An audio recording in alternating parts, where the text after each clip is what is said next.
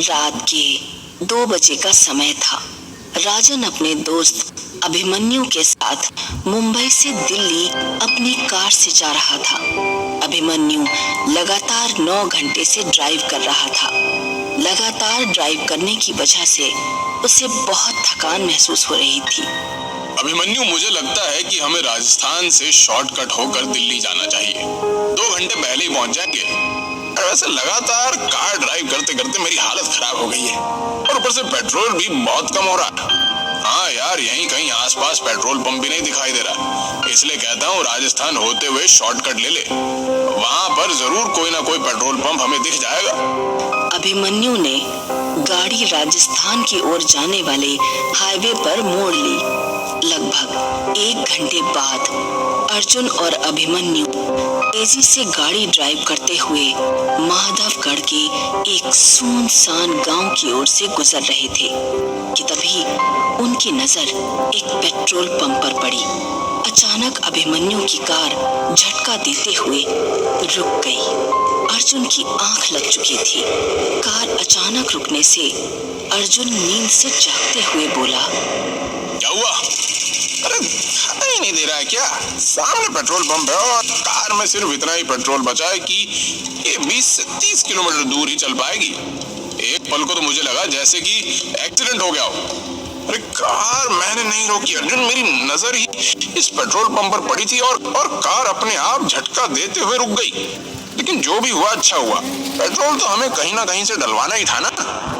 अभिमन्यु और अर्जुन कार से बाहर निकल आए। उन्होंने देखा उस पेट्रोल पंप पर एक भयानक और अजीब सा सन्नाटा छाया हुआ था।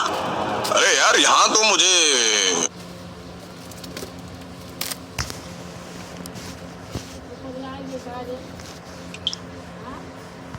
कोई नहीं दिखाई दे रहा। कहीं ये पेट्रोल पंप बंद तो नहीं पड़ा? यानी बंद तो नहीं है, क्योंकि सामने ऑफिस तो खुला है और लाइट भी जल रही है। और वो देख, इस पेट्रोल पंप के अंदर तो एक छोटा सा रेस्टोरेंट भी है, तो उसके अंदर की भी लाइट जल रही है। मगर मुझे लगता है कि उस रेस्टोरेंट के अंदर भी कोई मौजूद नहीं। अरे तो इसमें टेंशन वाली क्या बात है? अपने हाथों से पेट्रोल डाल लेंगे। इतनी रात में कौन देखेगा हमें? क्या पेट्रोल पंप के कर्मचारी ने हमें देख लिया तो वो हमें चोर समझेंगे? पेट्रोल पंप के आसपास इंसान तो क्या, एक चूहे का बच्चा भी नजर नहीं आ रहा। तभी उन दोनों के कानों में पीछे से किसी व्यक्ति की भारी आवाज टकराई। कौन हो तुम? उस आवाज को सुनकर वो दोनों चौंक कर पीछे की ओर देखने लगे।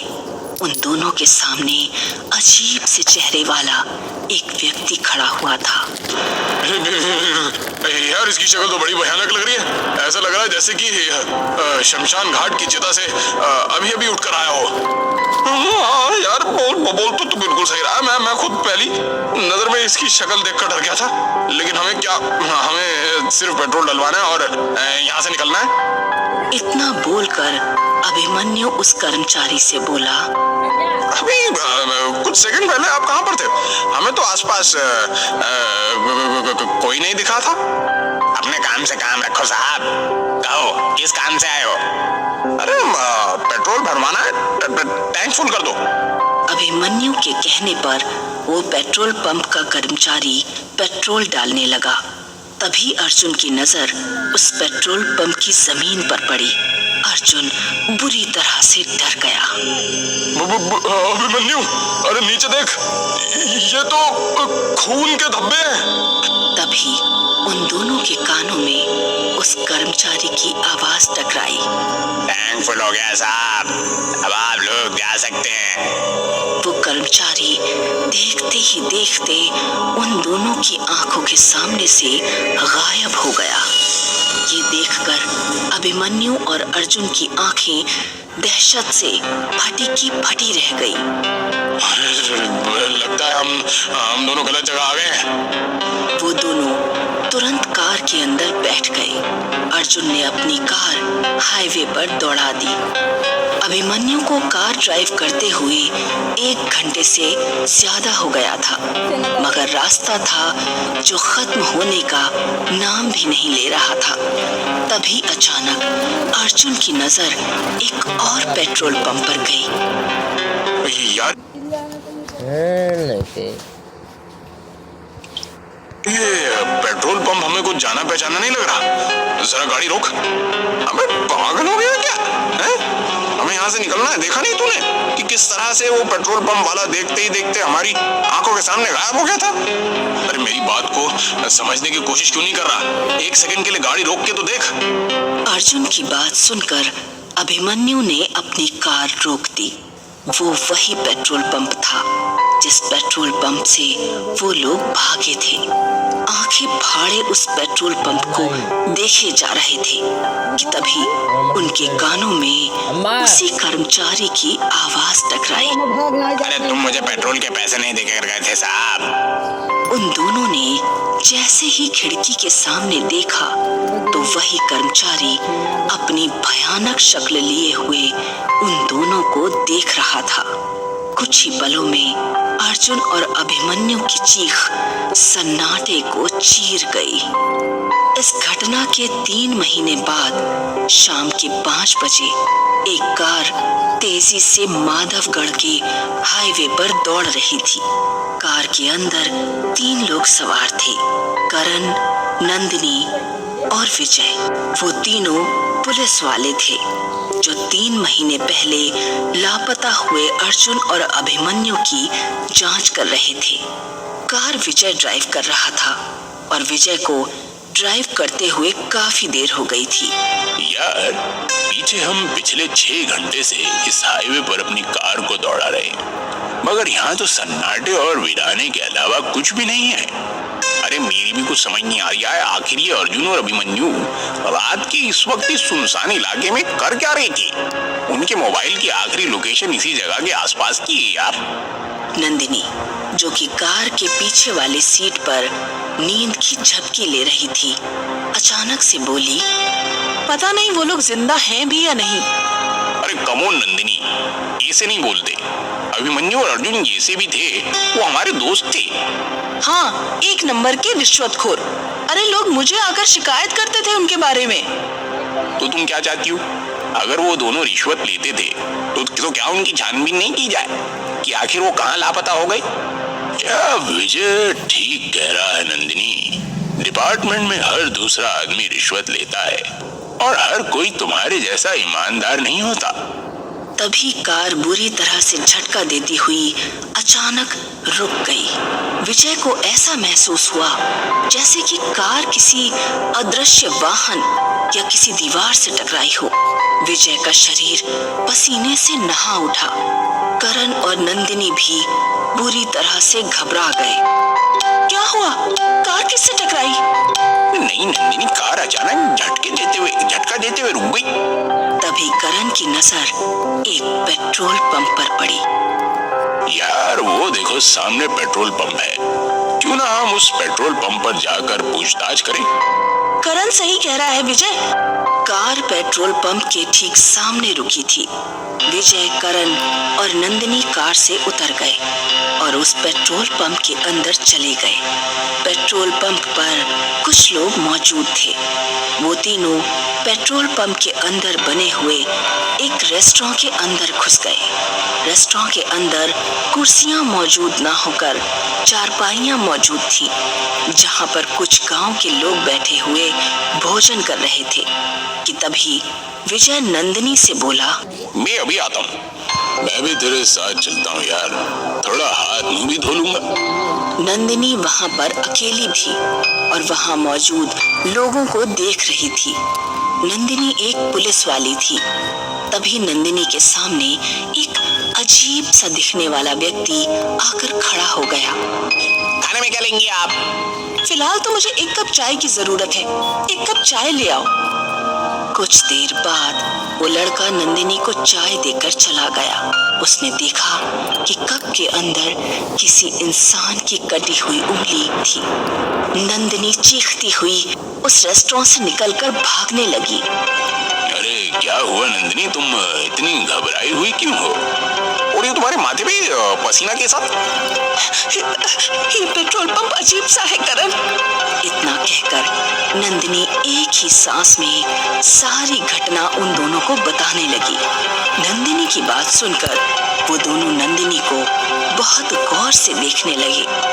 अरे लगता है तुम्हारे ऊपर थकान हावी हो गई है।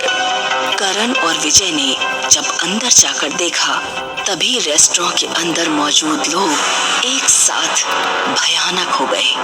देखते जाओ, अपनी जान बचाकर भागो यहाँ से। करण और नंदिनी फुर्ती से वहां से निकल गए, मगर विजय नहीं निकल सका। विजय की दर्दनाक चीख सन्नाटे को चीर गई। हमें जल्दी से अपनी कार में बैठना होगा।